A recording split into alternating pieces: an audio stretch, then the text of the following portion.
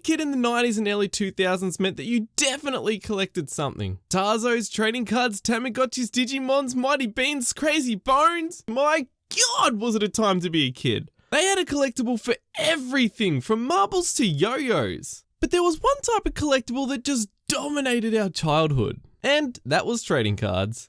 To be a little bit more specific, the old Pokemon. Yeah, sure, there were other big ones like Yu-Gi-Oh! And Magic the Gathering, but everyone had their hands in the trading card game. Digimon, Star Wars, Dragon Ball Z, you name it, and you bet I was the kid who had it.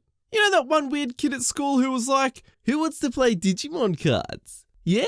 No? Okay, cool. But of course I got sucked into Pokemon. Everyone did, and it got so bad that it was actually banned at my school. And not because it was something that we actually enjoyed at school, but because it started to become a bit of a thing of status and power in the schoolyard. Or because possibly parents started to get the shits because kids were losing their cards to shitty trades, duel for keeps, and even worse, card theft. I mean, after all, these bits of cardboard didn't grow on trees. I mean, they kind of did, but they didn't get printed and packed on the trees, you big idiot. Someone had to buy them.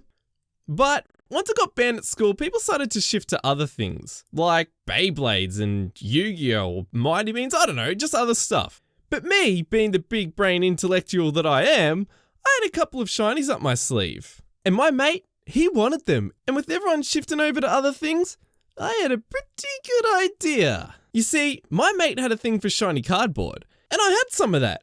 So the plan was, go to his house, trade my shinies for his normal bulk, and then who was the kid with a stack of Pokemon cards that was part of the schoolyard black market? This guy right here. And as foolproof as my plan was, there was one slight fault in it that my big brain didn't account for. You see, no one wanted Pokemon cards anymore. So now I'm just that kid with a stack of common crap, and that sucked. And you know, I learned a really hard lesson that year. But as time passed, I got over it. But then time kept passing. And then soon enough, nearly 20 years had passed. And this thing called nostalgia kicked in. And it kicked me right in the teeth because all of a sudden, everyone wants Pokemon cards again. And do you think they want the stack of common cards that I've had sitting in my cupboard for nearly 20 years? No! They want the goddamn shiny cards! So you know who's got the big brain? My mate. And he's rolling in it because these things are selling for shitloads. I had so many good ones, like I had all the rocket ones and the fossil ones and a few first edition ones. I see them on the marketplace and eBay and they look so cool and now I want them. Nostalgia sucked me in, but I don't have the money because I'm an idiot who buys common shit. So in the end, after I actually got over it, it came back and bit me in the ass again. And I learned another valuable lesson, but this one's a lot more important. And that is quality over quantity. And being a tired ass, that's a really hard lesson for me to learn. But you know what? Pokemon, you taught me something. That's probably a good lesson for you kids out there. Don't, for the love of God, waste your money on common shit. Now, I'm going to go look at eBay for some of these shiny Pokemon cards that I grew up with because nostalgia won't leave me alone like a Zubat in a goddamn cave. Hey, what's good everyone? As you can see, video's over, but I just thought I would take this moment as a little bit of an opportunity to just say, thank you. Thank you for watching this. Thank you for getting through it to here. If you're still listening, seriously, from the bottom of my heart, thank you.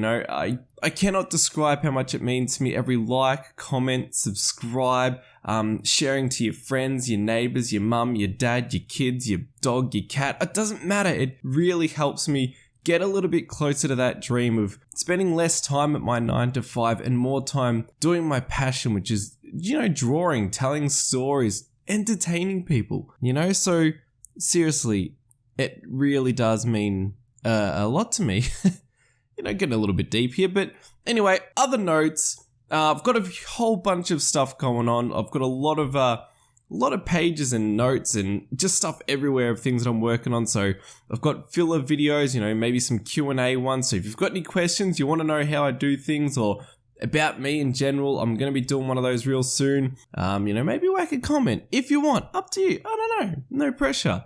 What else? So we've got, like I said, in between these story time videos, I'm just going to do some filler stuff, some easy stuff to just kind of keep the channel alive. Because if I was just doing these in between work and dad life, it's just going to take, I'm only going to be uploading like once a month or 2 months. And it's just not what I want. So yeah, got those coming. Working on an anime comic. strip thing where just the main character, well, one of the main characters is an anime and everything else is in my art style. So that's going to be really, really awesome. It's going to be very relatable to all of you retail, warehouse, I guess any worker really. It's going to be very relatable, even if you're in an office. So keep an eye out for that. I'll start trickling out details on the old social medias, Instagram if you haven't already. Check it out. You know, I do a lot of stuff, just a lot of my still arts from the upcoming videos and a bit of live stuff. So it's always a good fun, good laugh. But yeah, again, thank you so much. Love you all. Thanks for watching and peace.